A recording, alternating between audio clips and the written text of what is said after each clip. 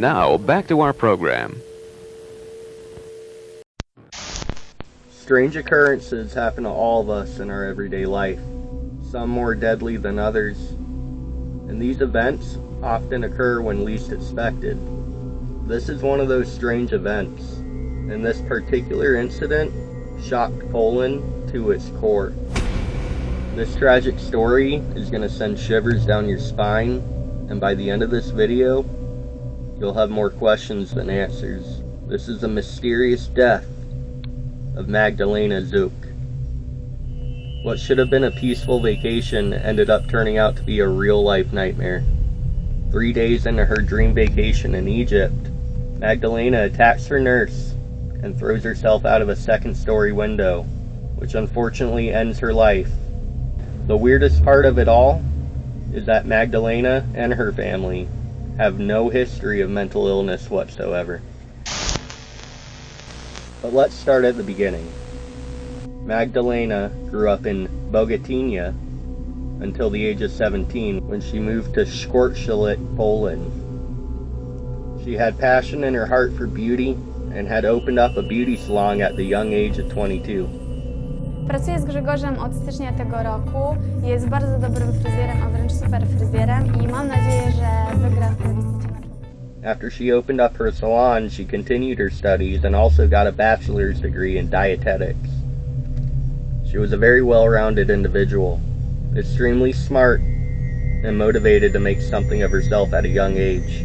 And some of her hobbies included fitness, exercising. She loved jogging and training at the gym, even took up pole dancing as a hobby on the side. Magdalena was doing well for herself, and she was dating a man named Marcus W. She wanted to surprise him for his birthday, so she bought plane tickets to their dream vacation to Egypt, and excitedly told him about the surprise trip 7 hours before the flight. But unbeknownst to Magdalena, Marcus's visa was outdated, and he wouldn't be able to get on that plane. Heartbroken and very bummed out, the couple attempted to sell their tickets online on Facebook for half the price. But given this was all such short notice, 7 hours before the flight, the tickets were unable to sell, and Magdalena ended up going on the plane alone. Little did the young couple know, this would be their last kiss goodbye that they'd share together. What should have been an adventure of a lifetime ended up being a nightmare only few can imagine. Magdalena flew to Hurghada, Egypt on Wednesday, April 26, 2017, and landed just after midnight. She was booked to stay at the 4-star resort called Three Corners Equinox Beach Resort in Mars El Am, located right on the Red Sea. She landed to begin her adventure and headed to the resort, completely unaware of the danger she was in, being a lone young woman by herself in a country she had never been to before. Residents of the hotel reported that Magdalena started acting strange as soon as she got there. Reports said that she would sit quietly and drink, and then all of a sudden start talking and dancing with everyone else. Then out of nowhere, became antisocial again. Shortly after that, other guests reported she started asking where her boyfriend was, as if he got on the plane with her. We would like to congratulate you. Your Vacation Ventures package entitles you and your traveling companion to go on 2 exciting vacations over the next 2 years. Snorkel among neon-colored fish, scuba dive to explore underwater caves and brilliantly colored coral gardens, sail or windsurf under clear blue skies. After this, she started sending cryptic text messages to her friends and family, such as, "Where are you? Come to me," as if they were there on vacation with her. These messages were being sent from the phone of her travel agent, Mahmoud Khairi, instead of her own phone, which is odd. At this point, she also started hearing voices in her hotel room at night. Her family started receiving strange calls about Magdalena's strange behavior from Mahmoud. He was with her for most of her short but traumatic visit to Egypt. Next, her family started receiving weird pictures of their daughter from Mahmoud as well. The pictures showed that she was not in good shape at all. One of the pictures of Magdalena was her lying in bed, covering her face, dressed in her robe. In another picture, she's seen lying motionless in the fetal position in front of her hotel room door, dressed in nothing but a bathrobe.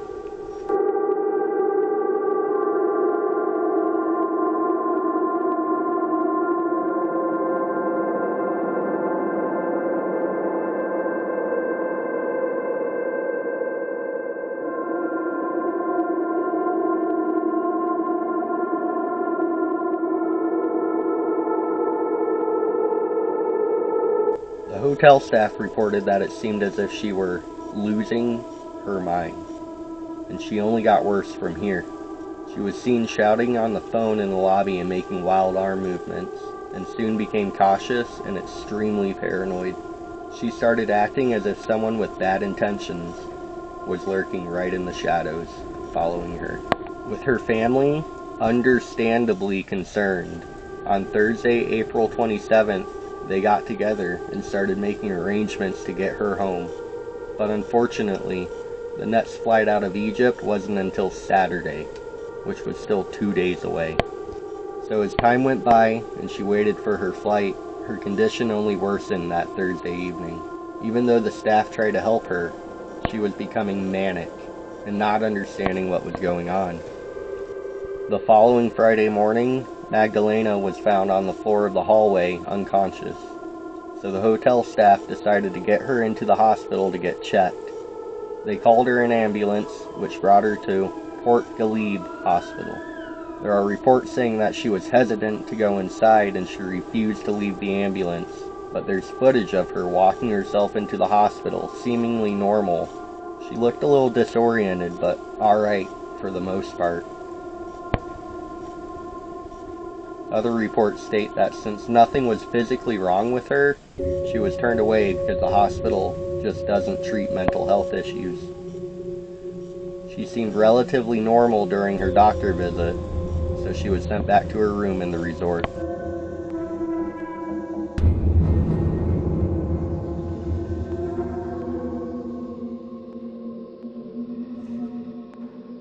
The following morning on Saturday, the day of her flight, some of the hotel workers claimed that she was found on the hotel roof at 6 a.m., attempting to jump off and commit suicide, but the staff stopped her and prevented her from leaping to her death. Shortly after this, she checked out of her room and headed for the airport, where she was almost home free and about to get on her flight home. But due to her odd behavior at the airport, security wouldn't let her board the plane and sent her back to her hotel.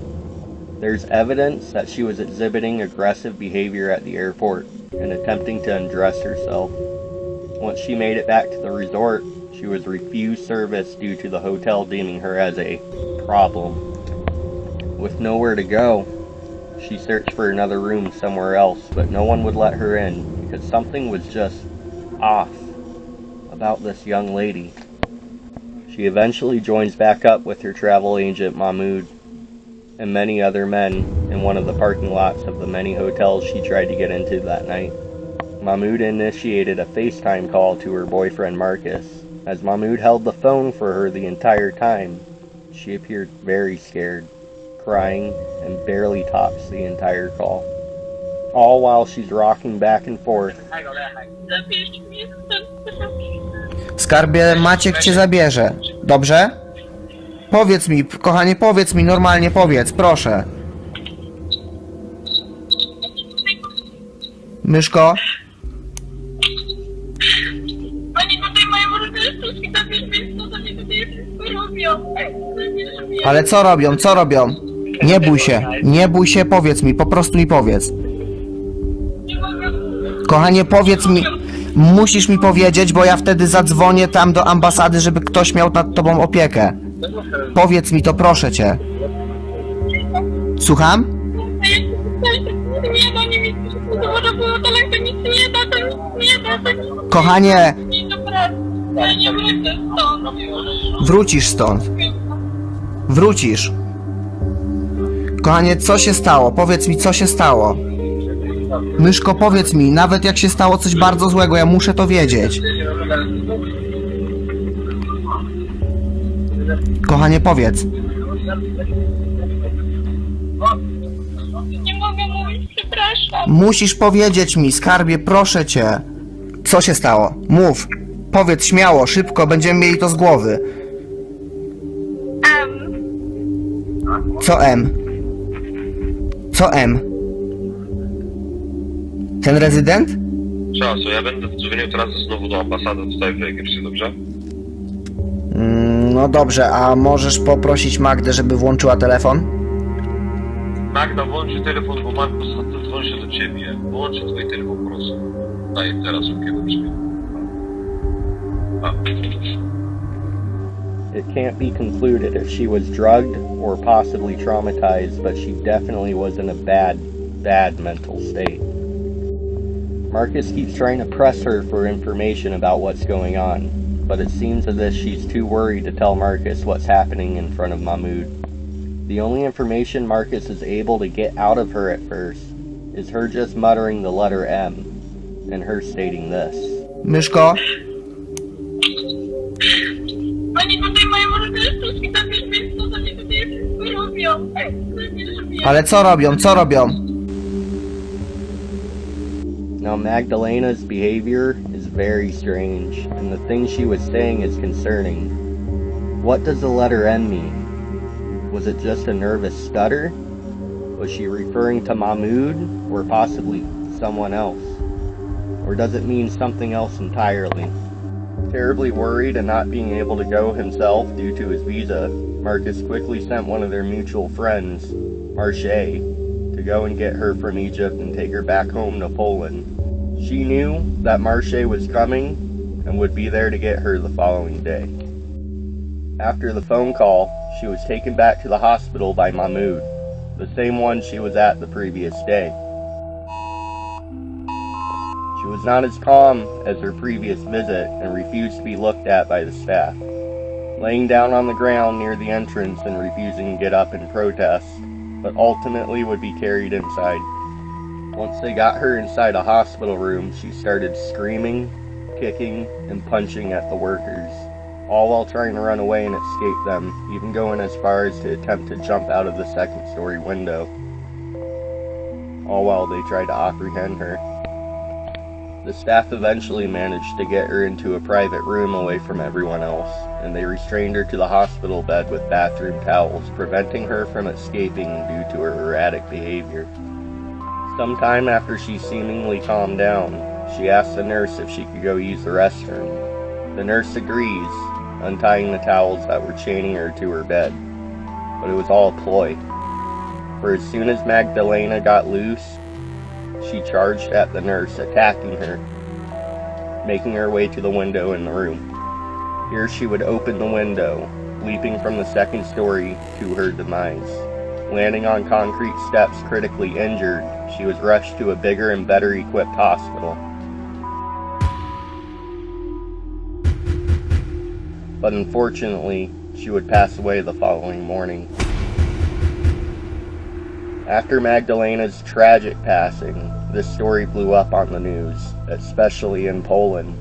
While in Egypt, the authorities were very evasive about the subject, as it really damaged their tourism and reputation. But people had so many questions as to what really happened. Why was Magdalena's acting so strange? What was the meaning of her text messages and the FaceTime call? Who was she trying to run from? Doctors labeled this as a mental breakdown and suicide, but a lot of people didn't believe this is what really happened. Her family insists that Magdalena would not have just snapped like this without any outside factors. Now, there are a lot of theories revolving around Magdalena's mysterious and unfortunate death.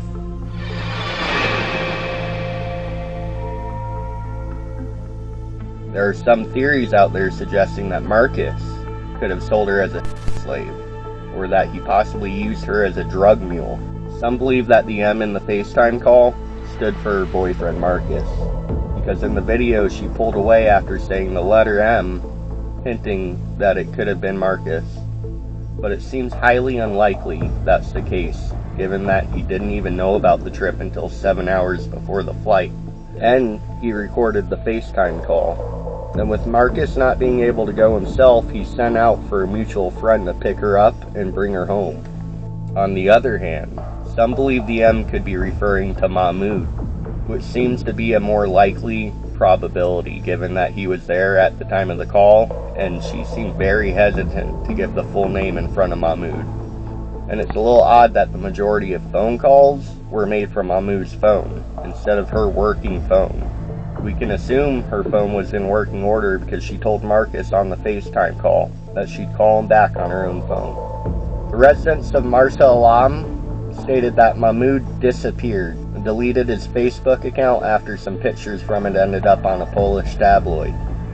There are apparently also witnesses stating he has a reputation for attempting to drug women. The police interviewed Mahmoud after this tragic incident, but they ended up releasing him, and he wasn't charged for anything. Then escaped to St. Petersburg Beach. here. The calm turquoise waters of the Gulf of Mexico are a Brilliant contrast to the sugar-white, soft sand beaches. Looking back, the first thing Magdalena did after getting off her long flight was getting a drink, and many believe that at some point her drink was spiked and she was drugged. This would explain why she was acting so strangely, but it doesn't explain how she'd still be feeling the drug's effects for 3 days straight. The only logical conclusion would be that she was continually drugged throughout her time in Egypt, if this was the case. Some believe that we're just looking too deep into all of this. It's believed that she could have just had a mental breakdown of sorts that came out of the blue and ended up taking her own life. This is not uncommon, even for someone with no history of mental illness such as herself. They also ended up determining that she suffered from depression, but depression wouldn't explain her erratic behavior and confusion. This is yet another true horror story of our modern day reality. What happened to Magdalena is a tragedy, but this is just one case of many. Today's world is a dangerous place. The bad guys are everywhere, and a lot of the time, they're who you'd least expect them to be. Please everyone, try to be safe out there. Always be aware of your surroundings, and remember, sometimes it's the nice ones that you gotta look out for. We hope that Magdalena Zuk can rest in peace, and we pray that one day evidence to this case will come to light and bring closure to Magdalena's friends and family.